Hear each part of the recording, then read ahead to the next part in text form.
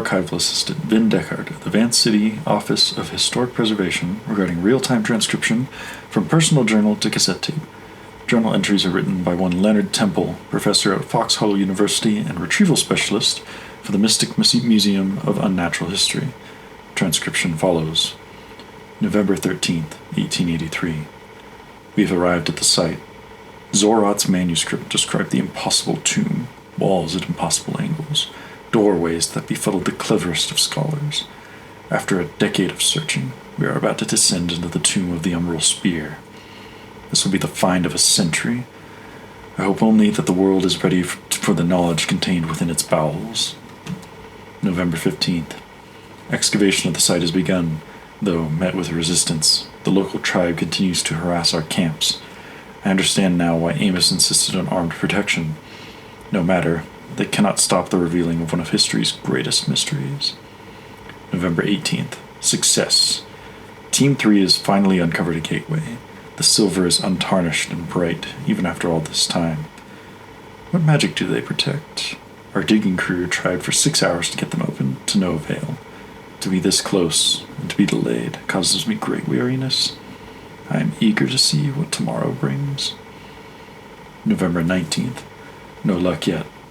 Amos suggested dynamite, but I cannot risk the contents of the tomb being damaged. I have, with some reluctance, sent for a magician. Amos warned against it, said that we don't know the effect the tomb will have on someone with magical knowledge. I, however, believe history is worth any price. November 26th, the magician arrived, said the whole area had an unpleasant odor. I'm not sure what she meant. None of our workers or guards have mentioned anything. Amos and I have been all over the site and have not smelled anything unusual. No matter. Our magician promised she could get the doors open given time and peace. I sense she requires neither, but I must humor her, as she is our only hope of progress. November 27th. We awoke to shouting. The door open, the magician gone. She went ahead of us. She hopes to claim the treasure for herself. She cannot be allowed to defile the site. I wanted to dash in after her, but Amos said to send the guards. I obliged, reluctantly. We have so little understanding of magic folk. The risk to either of us is too great. November 28th. Guards have not returned. Tomb is silent. Amos anxious. I have swayed him to enter ourselves on the premise that I flee at the first sign of danger. Nothing can be allowed to keep us from our goal. I have armed myself with Amos and resolve. I hope only now they will not be necessary. Resting in the tunnels now, Amos is growing increasingly agitated. I cannot blame him. There is malice in these black halls, as if the earth itself is willing us to retreat. No sign of our guards or the magician. The only path forward is down. Voices ahead. Sounds like our magician. Wish me luck. Translator's note. This next section is written in a dark brown substance, scratched deep into the page of the journal like a tattoo. The Umbral Spear is real. He is beautiful and terrible. He towers over us mortals and shakes the ground when he walks. His voice is a cannon in my mind.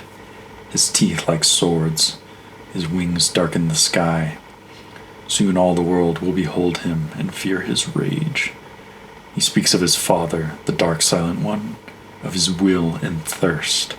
I give myself to this cause, body and soul, seek the path. Amos is gone. I wish to hold him in my hands. I need his strength now. My light has gone out. I wonder now if I will become history here in the dark. I know not the plans of the beings I've encountered tonight. I know only to watch and to fear. Transcription ends.